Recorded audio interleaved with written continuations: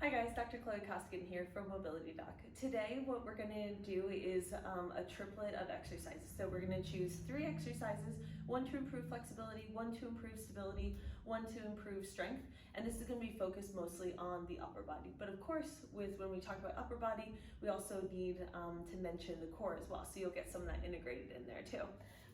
You'll need a set of dumbbells as well.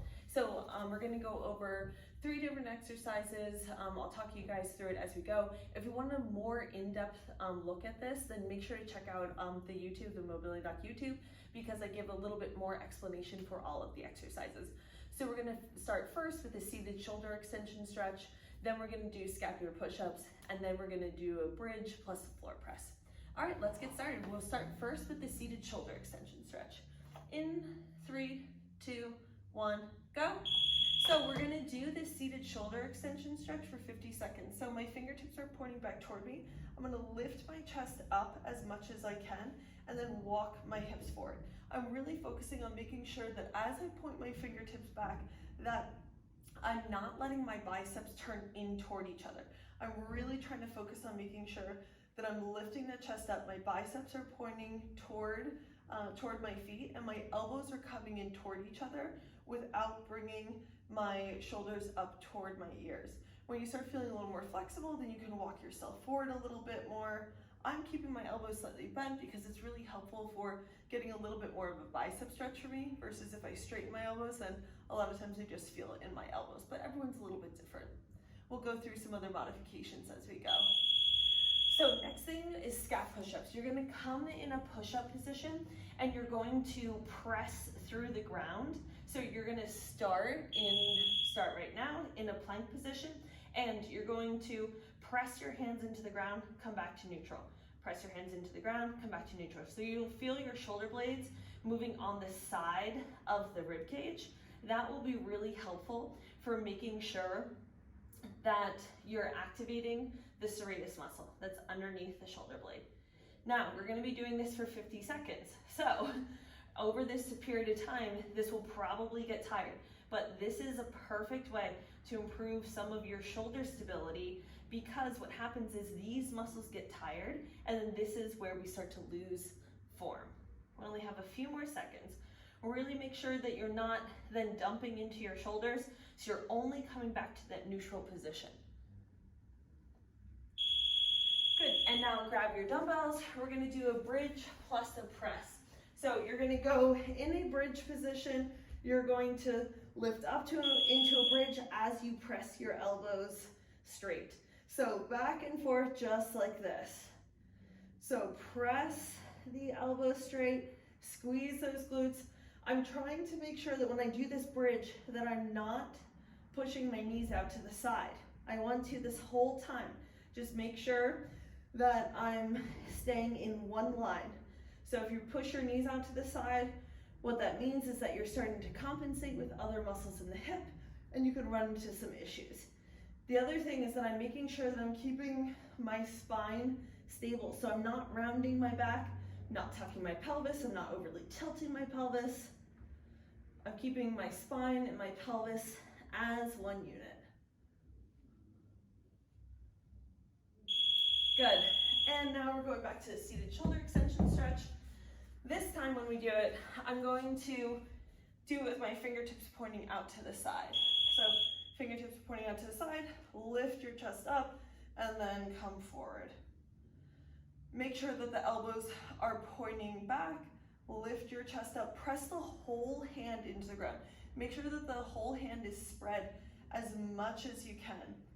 Also, look down at your shoulders. For me, because my right side is a little bit tighter, that right side is going to want to kind of like drift back a little bit. I'm trying to lift my chest up as much as I can. Good, and now check in with your ribs. If you feel like your ribs are really pushing out, what that means is that you probably have to lift more from the upper back. So think about like I have my fingers in between where your shoulder blades are, and I'm trying to push that part forward, but not the rib, not the bottom of the ribs. Good, and now scapular push-ups. So remember, with the scap push-ups, we're going from neutral in a plank position to that push-up plus position. This is going to get tiring. Let's go, guys. So press through that hand, come back to neutral. Press through that hand, come back to neutral. Just like that. Now you might find that one side is a little bit harder to activate than the other. That's okay, that's to be expected. Try to make sure that your hand is spread, and if anything, try to make sure that that your fingertips don't have to be pointing directly forward. They can be turned out to the side a little bit. That might make it a little bit easier for you to access some of that musculature. As you come back to neutral, make sure your shoulders aren't sagging. Check in with the back of your neck. Make sure that stays long. Your shoulders are going to want to come toward your ears, but don't let them. Only a few more seconds. Good, nice job, guys. Okay, grab those weights. You're gonna do the bridge with the plus. Remember, your spine and your pelvis are staying stable. I'm just extending my hips. This press is also helpful for engaging that serratus muscle in the same way that we just did in the scap push-ups.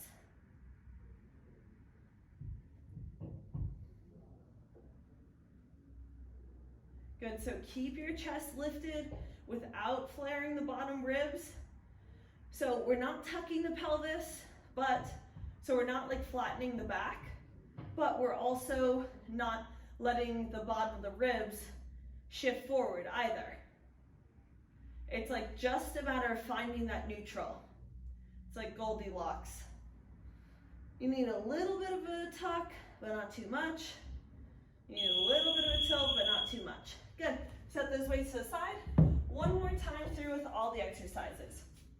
So this time, I'm gonna have my fingertips so they're pointing forward. This is going to give me a little bit more of a stretch, but only do what's right for you. So really try to focus on pushing those elbows together. Lift your chest up as much as you can. Spread those fingertips. Good, lift your chest up. Keep the back of the neck long. Good, press through your hands. If you can walk your bottom forward a little bit. I'll give you a little bit more of a stretch. A few more seconds. Let your heart rate come down. Remember, you're trying to lift your collarbones as much as you can. It's like they're coming toward the ceiling without flaring the bottom ribs. Good. All right, last time, scap push-ups. So the setup of the hands, the fingertips aren't pointing directly forward, just turn them out to the side just a little bit. Good, and go.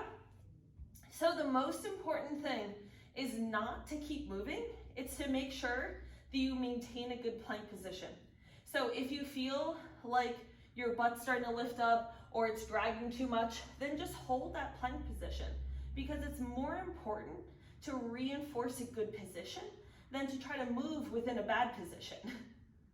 Keep the back of the neck long. I can already feel that my chin's starting to drop, especially because these will really fatigue that serratus muscle because we're just isolating that one motion.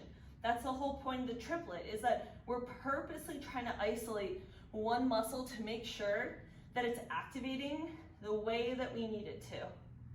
Nice job, guys. Good, all right. Last time, bridge with the press. And then we're done. Your shoulders will be nice and warmed up. And go. So here is where you're either going to feel really good or you're going to notice that you're feeling a little bit more fatigued. So regardless, this is really important to make sure that you're reinforcing a good position. This is what's teaching your brain a pattern to be reinforced in anything else that you do in your fitness or in your everyday life. So you need to keep the back of the neck long when you do these presses to make sure that when you're sitting at a computer, you can keep the back of the neck long.